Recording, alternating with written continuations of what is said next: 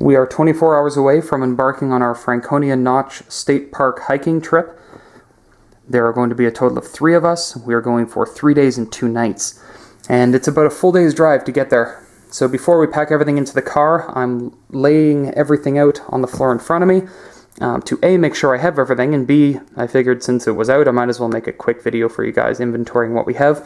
Like I said, total of 3 of us, so some of these items are going to be communal. And let's get down to it, shall we? First, we have my personal pack, which is an Osprey Exos 58. I will not be using the full 58 liters today, but I got the larger capacity just so I can hold things in fall, like fleece and insulative layers that tend to be a little bulkier. Even though it's a little big for my use, the pack is still incredibly light. It only weighs like 2.4, 2.5 ounces, something crazy like that for a 58 liter pack. So not a huge deal there. With the pack, we have the rain cover and a Thermarest little Z-Lite sit pad, which is a luxury convenience item, but it is very comfortable. Set of Compradel hiking poles.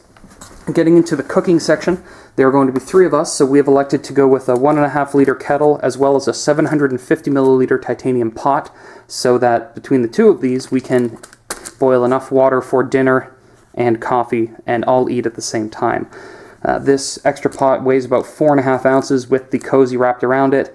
So we figured for 3 of us, after a long day of hiking, 4.5 ounces is a fine investment to ensure that we can all eat right away. Looking at some emergency fire starting, obviously in the White Mountains you can't or aren't supposed to start a fire outside of a registered campsite, so this is more, SHTF prevention kind of a thing. In here I just have a little, basically a fire starting tinder box with an emergency lighter, some trioxane and various other wax-based fire starters. With that, we have a flint and steel and some waterproof lifeboat matches in a little case, as well as some duct tape. For cooking, we have an MSR Pocket Rocket stove with an isobutane canister.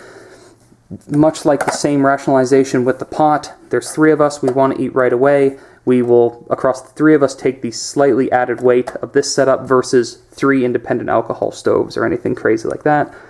Insulated mug for myself. I have a caffeine dependency, so I need my coffee and or tea in the morning, so that's my personal luxury item. And then a long-handled titanium spoon with a polished bowl, so it is very easy to clean versus the other spoons that have the graded finish or granular finish over the bowl, which is a real pain in the ass. So polished bowl for the win. In terms of navigation, we have a topographic map of the area, which I will be photocopying and putting the sheets inside of a Ziploc bag to save weight. We have a basic compass and GPS with the topographic map of the area loaded up onto it. I mainly use the GPS for tracking, elevation, getting some cool data, campsites, that kind of thing, some good geeky stuff. But most importantly, most tangibly, I use it to track our progress. So on a 3-day trip, we'll know by the end of day 1 if our 3-day mileage goal is going to be realistic or not. And then finally, we have some sunglasses. Moving on to food. We have mainly dehydrated meals here, some jerky. I'll be adding some energy and granola bars to that. And that food will be thrown inside of a 14-liter sil nylon stuff sack here. I have one for the food and then another stuff sack for all of the cooking essentials and whatnot. I like these packs in particular for the food because the tops of these packs roll down and then clip together at the top, which creates a natural handle, which integrates very well with our bear bag hanging kit here, which is essentially Zing-It cord and a climbing carabiner, which hooks right into the loop that's formed by the tops of these bags. So those integrate quite well together. Moving on to my personal sleeping setup, I have an inflatable pillow, Thermarest mattress, and a down sleeping bag. This is a Marmot Sawtooth, which is rated down to -9 degrees Celsius, and that will be put into a water-resistant compression sil nylon stuff sack. For the tent for 3 of us, we have a McKilney Kluane 3, not the lightest weight, but also not the most expensive tent on the market.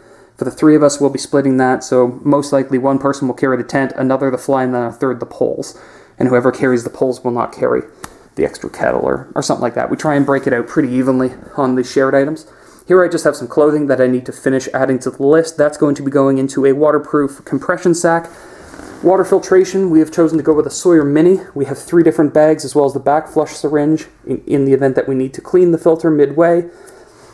A little Petzl Tika headlamp, and then a little 4.5-inch more a fixed blade knife. We don't intend on doing any heavy duty firecraft, but this is just more of a security and feel good item, as well as for general utility. And then basically I just have some personal items left here. Digital watch to track time and morning alarms, cigar tubes, deck of cards, flask for some scotch, camera container here, which I'm currently shooting on, and then the battery bank backup for everyone's cell phones as well as the camera. The nice thing about Android phones is even if you have different models, they all run on the same micro USB connector, so it saves bulk, which is nice. Then I have a first aid kit here that I purchased from the store and then bulked out with a bunch of different stuff. This has everything from blood sponges, bandages, moleskin, Neosporin, etc. I will say, if you're going to bulk out your own first aid kit, or even buy one for that matter, make sure you know how to use everything that's in it. That's kind of a gimme, but I feel like this is a section that a lot of people just completely ignore, and they really don't put any emphasis on. I made sure that since there are 3 of us, 2 days, I made sure that there's at least 6 of all bandages in here in every shape and size, as well as we have some triangular and ace bandages as well if we need them. To go along with the first aid kit, we have a little 2-ounce thermal survival blanket that we can use in part with someone's sleeping bag if they get cold. We've never been to this area of New Hampshire before, but I understand that the weather in the mountains can change quite drastically, so having a little 2-ounce peace of mind is not a bad expenditure of weight. And then we basically just have some personal toiletries. I'll be adding a toothbrush and toothpaste to this. Otherwise, we have some soap, basic TP kit here with sanitizer, toilet paper, trowel, a little pack of personal tissues, and then some foot grease to prevent blisters. So that's more or less everything. I mean, we're going to split it up amongst the 3 of us with some food and whatnot. I calculate my pack without water to weigh just over 21 pounds. So you figure maybe 23 and a half once I factor in a liter and a half or so of water. So hopefully we're going to be able to bring you some footage from the trip. We're all bringing some cameras. So if we are able to capture and bring it back, I will see you in the next video.